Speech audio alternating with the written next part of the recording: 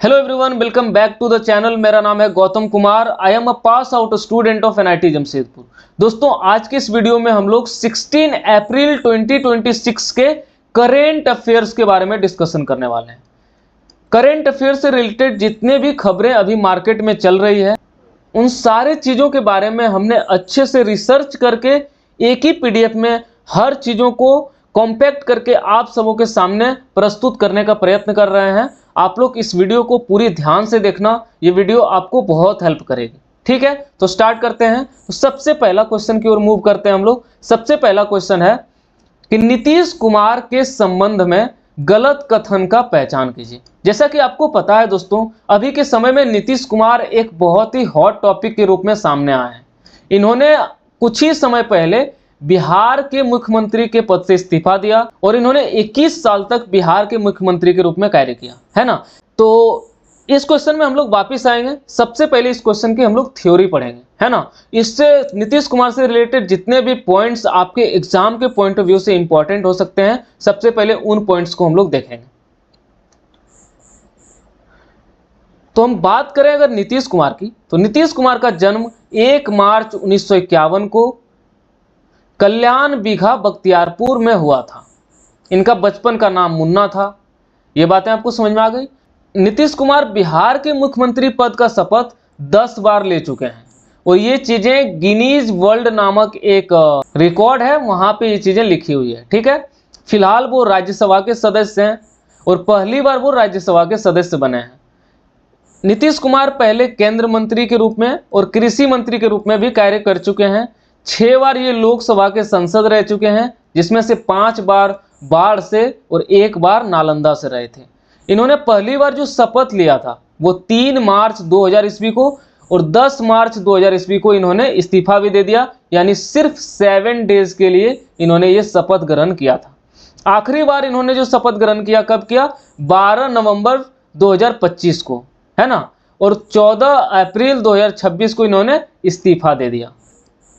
इन्होंने केंद्रीय मंत्री के रूप में भी कार्य किया। 2000 से 2001 ईस्वी तक ये केंद्रीय कृषि मंत्री के रूप में कार्यरत रहे और 2001 से 2004 के बीच ये केंद्रीय रेल मंत्री के रूप में कार्यरत रहे।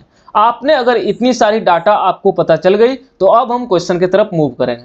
तो सबसे पहला क्वेश्चन क्या था कि नीतीश कुमार के संबंध में कौन से कथन गलत हैं या गलत कथन का पहचान कीजिए। तो सबसे पहला कथन क्या है? 10 बार बिहार के मुख्यमंत्री पद की शपथ लिया। ये तो सही बात है, अभी आपको हमने बताया।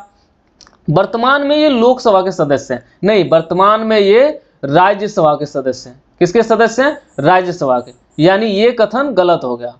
पूर्व केंद्रीय रेल और कृषि मंत्री भी रहे हैं। ये बातें हम अभी आपको बताए कि ये केंद्रीय मंत्री भी रहे, जिसके अंतर्गत ये रेल मंत्री रहे और कृषि मंत्री रहे। और पूर्व में ये 6 बार लोकसभा संसद के रूप में चुने गए थे। हाँ, अभी हमने बताया 5 बार बाढ़ से और 1 बार नालंदा से, है ना। ये चीजें अभी आपको बताएं। तो ये क्वेश्चन आपको पूरी अच्छी तरीके से क्लियर हो गया होगा। अब नेक्स्ट क्वेश्चन की ओर हम लोग मूव करते हैं, है ना। तो अगला क्वेश्चन हमारा क्या है कि खनिज विदेश इंडिया लिमिटेड, जिसे हम लोग कहते हैं काबली, है ना, जिसे हम लोग कहते हैं काबली, को किस देश में लिथियम अन्वेषण के लिए पर्यावरण मंजूरी प्राप्त हुई है? ये दूसरा क्वेश्चन है। इस क्वेश्चन को बनाने के लिए सबसे पहले हम इसके थ्योरी को पढ़ेंगे, है ना। इसका आंसर होगा अर्जेंटीना। तो चलो हम लोग थ्योरी को सबसे पहले समझते हैं। सबसे पहला चीज है कि लिथियम अन्वेषण क्या है। लिथियम क्या होता है? लिथियम एक महत्वपूर्ण खनिज होता है जिसका इस्तेमाल हम लोग इलेक्ट्रिक व्हीकल बनाने में करते हैं। क्या होता है? लिथियम एक महत्वपूर्ण खनिज है जिसका इस्तेमाल हम लोग इलेक्ट्रिक व्हीकल बनाने में करते हैं, है ना। और चीन के पास लिथियम का सर्वाधिक भंडार है। अब भारत चीन पे तो फुल्ली डिपेंडेंट रह नहीं सकता है, तो भारत का एक कंपनी है खनिज विदेश इंडिया लिमिटेड, जिसे बोलते हैं काबिल। इस काबिल जो कंपनी है, ये जो लिमिटेड कंपनी है, इसे कुछ समय पहले इसे ऑर्डर मिला है या फिर इसे मंजूरी मिल गई है कि आप अर्जेंटीना में जाके लिथियम अन्वेषण कर सकते हैं, है ना। और कुछ बातें आपको ध्यान में रखनी है कि लिथियम का जो भंडार है वो जम्मू और कश्मीर के रियासी जिले में है। लिथियम का भंडार जो भारत में है वो कहाँ पे है? जम्मू और कश्मीर के रियासी जिले में। और अभी अभी कोडरमा जिले में भी कुछ इसके भंडार देखने को मिले हैं। अब थोड़ा काबिल के बारे में देख लेते हैं। ये खनिज विदेश इंडिया लिमिटेड क्या है। इसकी स्थापना 2019 ईस्वी में करी गई थी और इसका जो हेडक्वार्टर है वो न्यू दिल्ली में है। ठीक है, तो ये चीजें आपको, ये थ्योरी आपको समझ में आ गई होगी। नेक्स्ट हम लोग क्वेश्चन में चलते हैं। तो क्वेश्चन में हमसे पूछा है कि खनिज विदेश इंडिया लिमिटेड यानी काबिल को किस देश में लिथियम अन्वेषण के लिए पर्यावरण मंजूरी प्राप्त हुई है। तो किस देश के लिए की गई है, अर्जेंटीना। दूसरी क्वेश्चन आपको समझ में आ गया। अब हम लोग नेक्स्ट क्वेश्चन की तरफ चलते हैं। अगला क्वेश्चन हमारा क्या है, क्वेश्चन नंबर 4 क्या है कि सांख्यिकी और कार्यक्रम कार्यान्वयन मंत्रालय, जिसे हम लोग कहते हैं मॉस्पी के आंकड़े के अनुसार देश में खुदरा मुद्रास्फीति कितना है। खुदरा मुद्रास्फीति क्या होता है दोस्तों, सीपीआई। यानी हमें इस क्वेश्चन में क्या पूछ रहा है कि मॉस्पी के अनुसार फरवरी 2026 में सीपीआई कितना है। तो इससे पहले तो सीपीआई जो है वो 3.4% है। कितना है, 3.4%। और ये ग्रामीण सीपीआई कितना है, 3.63%। और शहरी सीपीआई कितना है, 3.11%। और जो सीएफपीआई यानी खाद्य मुद्रास्फीति कितना है, 3.87। इसी चीज को हमने यहाँ पे नोट्स में मेंशन कर दिया है। देखो, सांख्यिकी और कार्य मॉस्पी के अनुसार फेब 2026 में खुदरा मुद्रास्फीति कितना है, 3.4%। ग्रामीण मुद्रास्फीति कितना है, 3.63%। शहरी मुद्रास्फीति कितना है, 3.11%। और सीएफपीआई कितना है, 3.87%। आ गई बात समझ में। अब हम लोग नेक्स्ट क्वेश्चन में चलते हैं।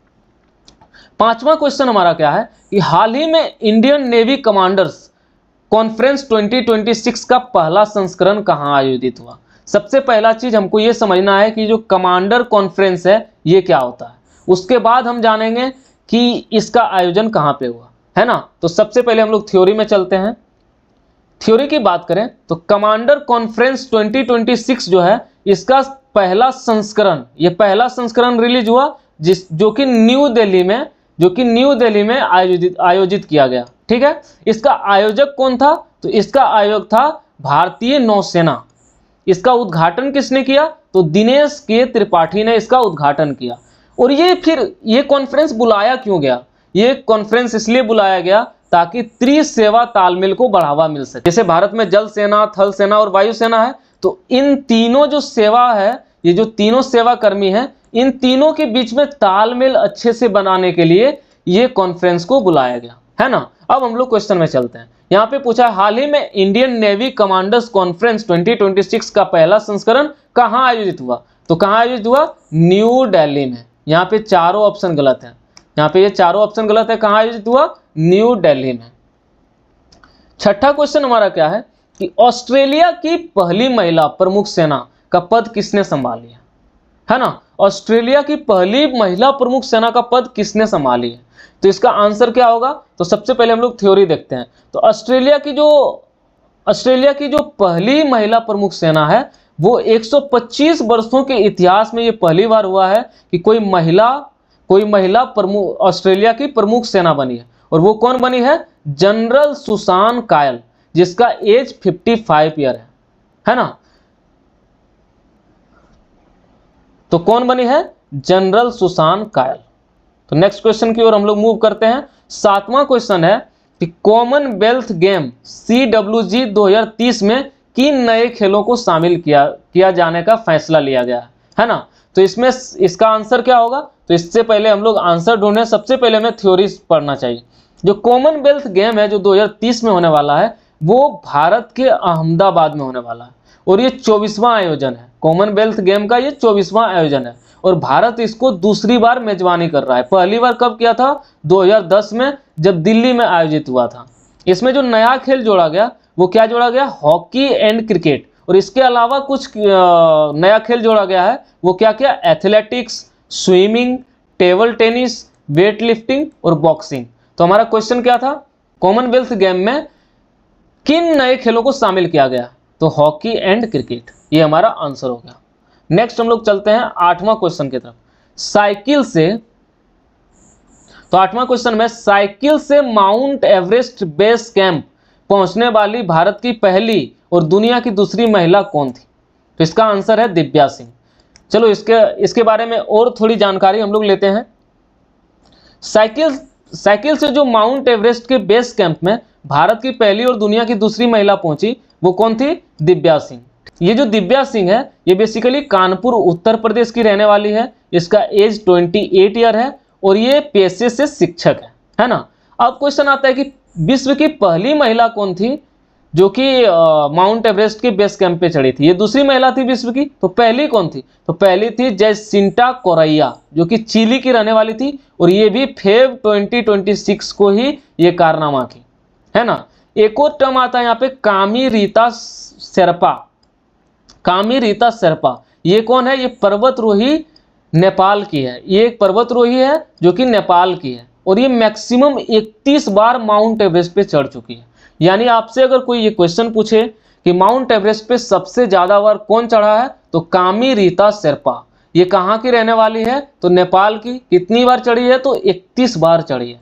और सबसे पहला male Mount Everest base camp पे कौन गया था? तो सबसे पहला इंसान जो गया था वो दो गया था, तेंजिंग नोर्गे और एडमंड हेनरी, जो 1953 में गया था। आ गई बात समझ में? नेक्स्ट हम लोग अगला क्वेश्चन के बारे में हम लोग देखते हैं। अगला क्वेश्चन है हमारा, बंतारा विश्वविद्यालय नामक दुनिया का पहला वैश्विक वन्यजीव संस्थान कहाँ लॉन्च किया गया? तो इसका आंसर है जामनगर। इसके बारे में और थोड़ी जानकारी हम लोग लेते हैं। बंतारा विश्वविद्यालय की अगर हम लोग बात करें तो बंतारा विश्वविद्यालय का जो पहला वैश्विक वन्यजीव संस्थान बंतारा में स्थापित किया गया, जो कि जामनगर गुजरात में स्थित है। बंतारा का अर्थ होता है स्टार ऑफ फॉरेस्ट। इसे स्थापित किसने किया? तो इसे रिलायंस फाउंडेशन ने स्थापित किया और ये लगभग 300 एकड़ में विस्तार है। आ गई बात समझ में? अब हम लोग नेक्स्ट क्वेश्चन की तरफ मूव करते हैं। 10वां क्वेश्चन हमारा क्या है? हाल ही में भारत ने गहरे समुद्र के जीवों के लिए किस रेफरल सेंटर को अपना पहला राष्ट्रीय भंडार नामित किया? तो इसका आंसर होगा भाव सागर। इसके बारे में और अच्छे से जानते हैं। बेसिकली भाव सागर क्या है?